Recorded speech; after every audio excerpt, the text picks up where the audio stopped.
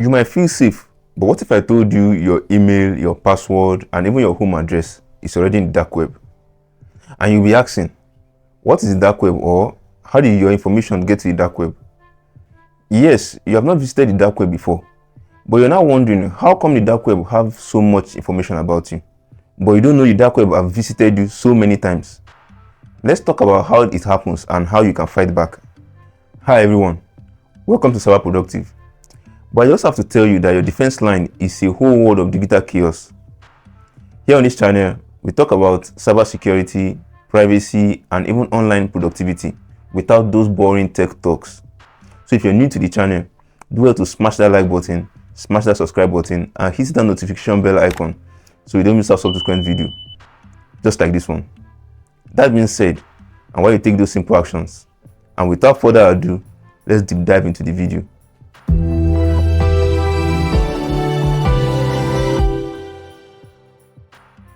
Some seconds ago, I mentioned about the dark web, which has visited you a whole lot of times and has gathered so many information about you, even without you knowing. Now, the question you'll be asking, which will be a very common question, is, then what is the dark web? You know the internet you use every day. Your Google, your Facebook, your Instagram, your Twitter, your TikTok, and all that. That is just the surface web, which makes up about just 4 to 5% of the entire internet. There's another deeper layer of the internet, which is called the deep web. This layer is where you find the private database, your medical record, and all other records that are related to such. And then you have a deeper part of the internet, which is known as the dark web. This is a hidden zone where buying and selling of stolen data, identities, and even illegal stuffs takes place. So, as scary and shady as the dark web might sound, because of the kind of dirty businesses that takes place in the dark web, you might now be asking yourself, then who exactly uses the dark web? Now I'll tell you. First is the journalists, second are the whistleblowers, and third, obviously, the cyber criminals. Although not everything on the dark web is evil, but there's a deeper part, which is the darker part. That's where your stolen information and stolen data lives. It's just like the home of your stolen informations. Talking about your information being in the dark web, the next question that will come to your mind is, then how did my information or how did my data end up there? And that's exactly what we'll be breaking down next.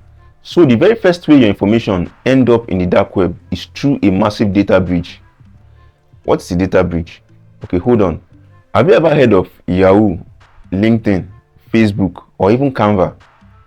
All these websites have once been hacked, and millions of users' records got dumped in the dark web. And that is exactly what to call data breach. So even if you weren't hacked, most of the websites you use on daily basis were once hacked. So there's always the chances of your information going into the dark web, and that is how your information ends up in the dark web.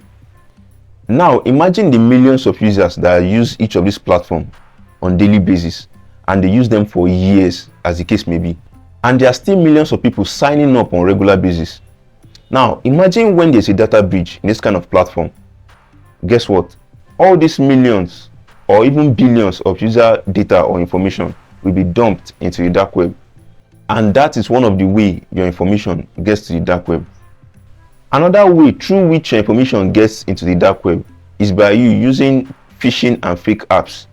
Most of the times, hackers don't break in. They only just trick you into walking in all by yourself. Yes, because one single fake email or sketchy app download, and boom, you have given your information to them. As simple as that. From time to time, you get emails, and most of these emails you get are from people you don't know and you have no clue of. Now, most of these emails are fishy emails. In one of my previous videos, I explained deeply how to spot a fishy email. So if you've not seen that video, do well to check out that video after this video, so you know how to spot a fishy email like a pro.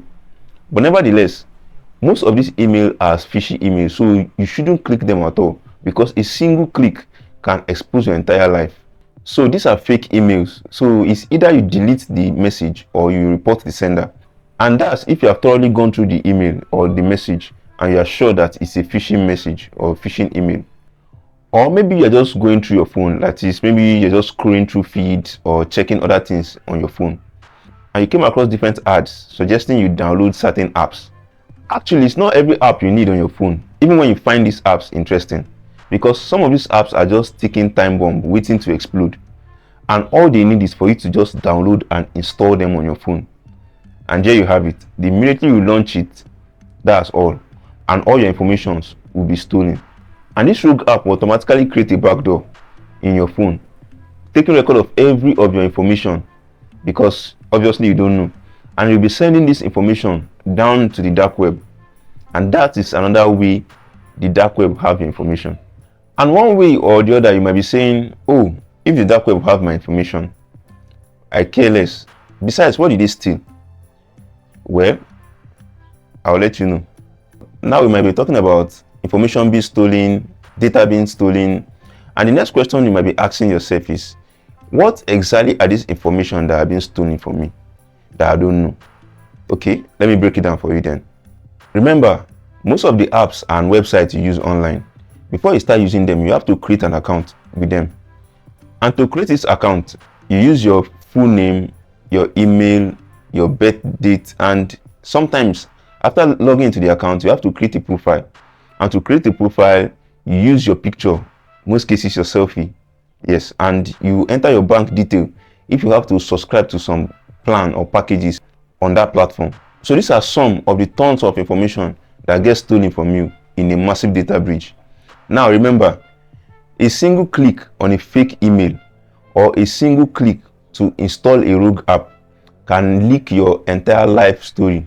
With everything I've been saying about the dark web, you might be scared or worried like, oh, due to my carelessness so far using the internet, obviously my life story is already there in the dark web. Although that might not be the case for you, but then you need to check and confirm if your information is in the dark web. Now I'll tell you how to go about this. So the very first thing you need to do is to use breach monitoring tools. That is tools that monitor when there is a data breach in some websites or apps that you use. So, and these are basically tools that keep track and monitor some of the platforms or websites you use that have been involved in data breach, and to alert you as soon as there is a form of data breach.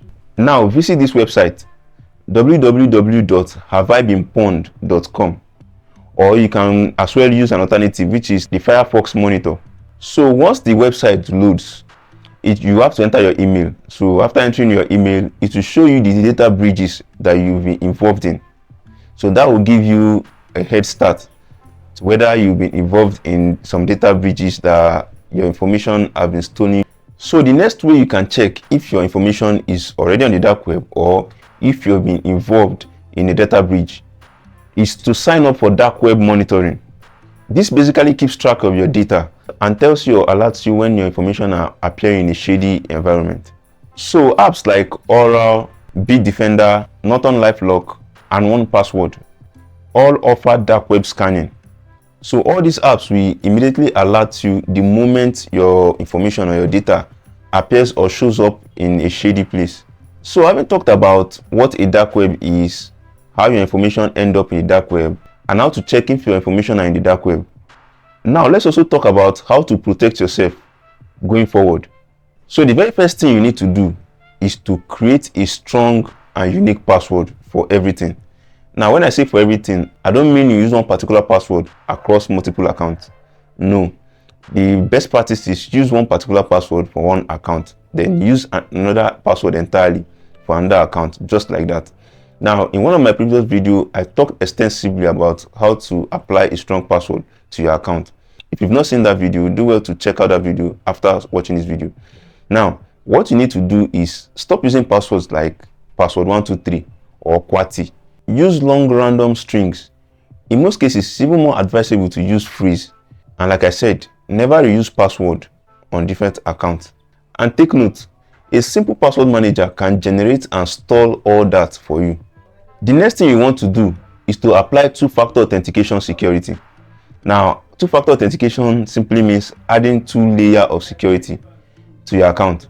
Actually, in one of my previous videos as well, I talked extensively about two-factor authentication security. So if you've not seen that video, maybe after watching this video, you can go ahead and watch that one too to get more knowledge. Actually, most websites and apps and other platforms on the internet gives you that feature to turn on 2FA method of security, but most people still ignore it. Now, what happens is that once you turn on two-factor authentication security, even if somebody has your password, the person will need the second layer of security, which might be either your fingerprint or a third-party application, to authenticate the second layer of security before the person can actually access your account. So without that second layer of security or that second authentication, that person cannot access that account. And that is the essence of using a two-factor authentication security. So even if your password is being breached or stolen by someone else, the person still will not access that account. And some of the most common 2FA apps are the Google Authenticator or the OT. The next thing you might want to do to keep yourself safe is to update old accounts or delete them totally if you are no more using them. Because the more old accounts you leave behind is the more door you leave open. Who are you leaving the door open for? For hackers, of course. They will just walk in quietly and gather every information about you, if not even your entire life history or life story, and they will go away with it. Then update your passwords. Use stronger phrase instead of just simple words. Another thing you might want to do is to use a VPN when browsing public networks. Yes, because a public network is just like a hacker's playground. They're just waiting for you quietly to just sneak in and think you want to enjoy the pleasure of a free Wi-Fi, and they just get you in a platter of good. In one of my previous videos, I also discussed a VPN extensively. So if you've not seen that video, after watching this video, you can as well go and see that video. But then basically a VPN encrypts your information. That is, they hide the information from snoopers. That is, those that are eavesdropping, trying to know the kind of conversation you're having with the internet. Because in most cases, hackers tend to stay in between you and the internet. And we know public Wi-Fi's are always common in hotels, airports, or even other public spaces. And most times we just have to use them because at that moment they save us some cost. But then if you're using a public Wi-Fi, make sure to use a VPN to encrypt your data from someone eavesdropping on it. At this point, I must just tell you, you don't have to go looking for the dark web because it might already be looking for you. But now you know how to fight back. Obviously, because awareness equals protection and power equals privacy. Stay sharp, stay secure, and stay productive. If this gave you chills, drop a lock in the comment and let us know what surprised you most. Don't forget to like, subscribe, and share this video with someone who still uses ABC123 as their password. You are watching CyberProductive, where we lock down your digital life. See you in the next one.